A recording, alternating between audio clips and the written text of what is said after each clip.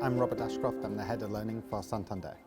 I originally started life in sales on the front line. I was a financial advisor for a number of years, and I think for me back then, what was the tipping point to move into learning and development was I was frustrated with a number of things that I was being asked to do.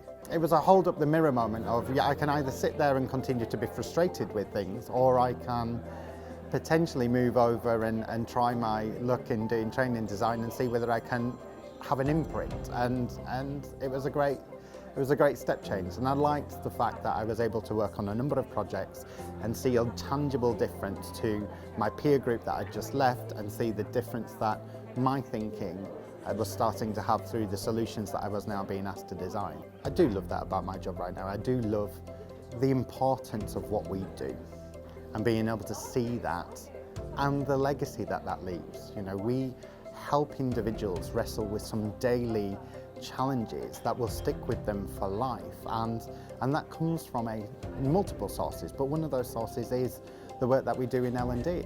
Key challenges in L&D right now, I think, is we talk about pace, and I think we've talked about pace for a number of years, but certainly right now it is of an unprecedented level, and I think L&D, particularly from my frame of reference, is now becoming much more of a strategic partner to the business.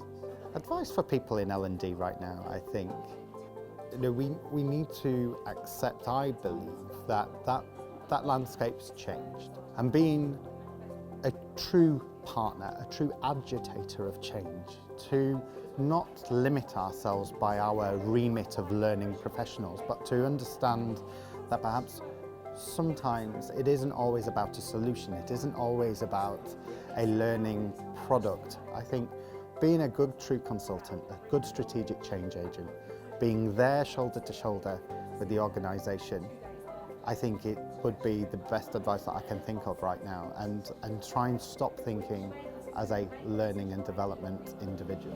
The difference that I think we do, and then maybe it's not unique anymore, but we're an agile team who happen to produce learning and development solutions as part of a wider service offering. So that's one difference that I feel we have. And then the second is I'm a big fan of mimicking the reality of what we deal with as consumers. So a Spotify, a Netflix, a Facebook of this world.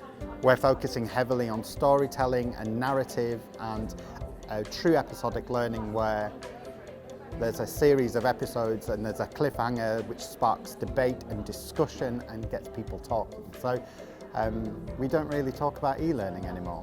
We talk about stories, narrative, videos, seasons, box sets, genres, and it's a little bit different.